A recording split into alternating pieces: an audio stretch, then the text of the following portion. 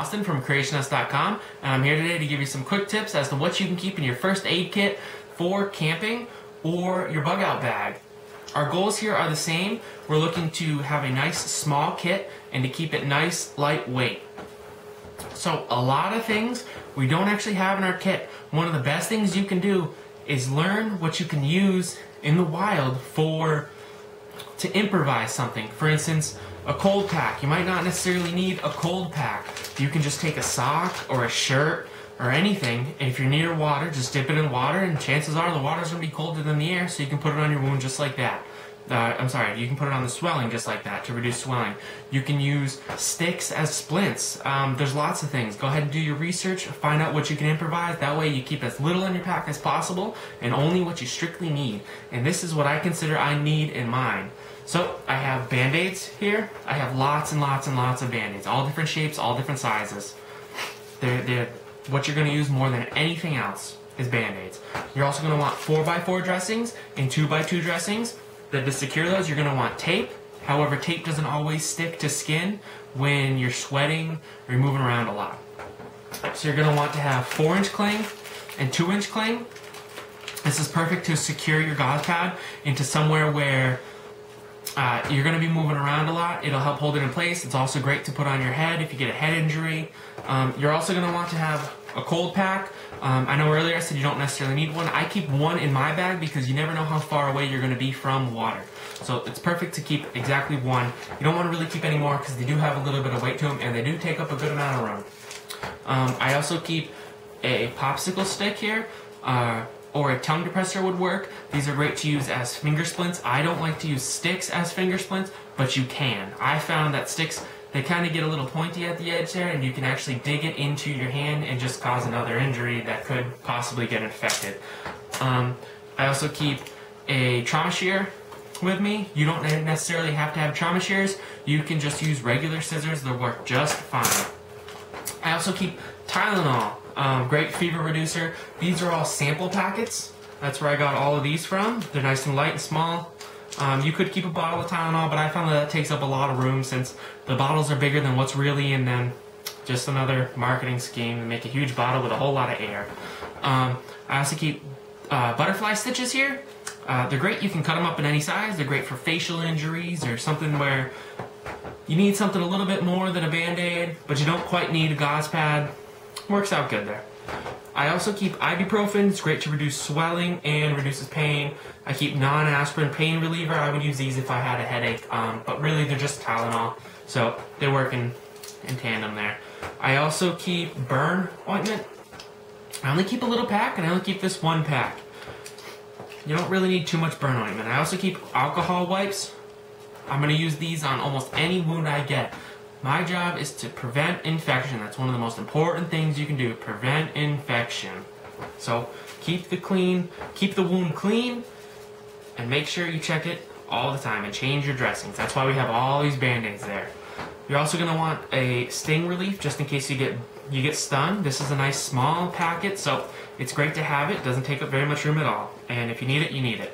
I also keep antibacterial ointment. This I would be using on larger wounds. Something where I probably need the gauze pad.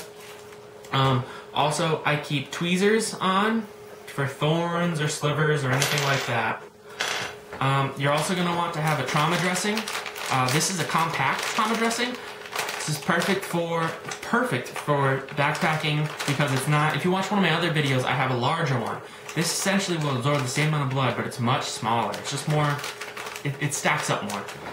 I also keep an Epipen in my kit. Now, you can't buy this over the counter. You do have to have a prescription of some sort. I have an allergy to peanuts, so that's why I have this. I keep my spare in my bug out bag. I also have a thermometer in my bag. Now, you don't necessarily need to keep a thermometer in there, but if you're a prepper, I highly recommend it. You never know, and it's great to monitor someone's temperature to decide when you might need to administer Tylenol. I also keep chapstick, and outside of my kit, but in the same pouch, I keep a survival blanket and a poncho. Now, the goal here is to keep someone warm and dry to prevent hypothermia. and that is a part of first aid. So I also keep anti-diarrhea pills here. These are extremely important. If I had to pick some medications that for whatever reason, I didn't have the room for all these medications, I would pick the Tylenol, the ibuprofen, the burn ointment, and the anti-diarrhea. You don't really need the extra aspirin here, or I'm sorry, the non-aspirin. You don't need the Sting ointment, and I would keep the antibacterial ointment, but I don't really consider that medication. Even though I know it is. So this could save your life. It could prevent diarrhea, and that can dehydrate you. I also keep a nasal decongestion in here. This is just so I can keep a clear nose, really. I have trouble running, trouble moving long distances when I'm all stuffed up in my nose. So this is just to make it easier. So if I need to get out of Dodge quick and I have a stuffy nose, I can take this. You're also going to want to keep triangle bandages on you. Have at least 3 triangle bandages, because you're going to want one to make a splint. You're going to need 2 to make a splint, I'm sorry, and 1 to make a sling. Again, for splints, that's something you can improvise. But if you really don't want to improvise, you can get one of these. It's called a Sam splint. It rolls up, but it does take up a lot of space. That is a pretty good amount for a backpack. So I highly recommend just improvising while you're out there. Don't even bring this. This is not in my pack. I just wanted to demonstrate it. And finally, I have a nice little bag here to contain it all. This is just an Ozark Trail kit that I bought in the camping section, actually at Walmart. And then I added all this stuff to it. I think the Band-Aids came with it, and maybe the non-aspirin came with it. I think everything else I added, though. It's got a nice little pouch here. It's got some pouches here. A nice little smaller one here. It's perfect. And that's about it. If you have anything you want to add, feel free to comment. Don't forget to subscribe and check out my other video as to what you should keep in your first aid kit for the home. I'm Austin from Creationist.com, and thanks for watching.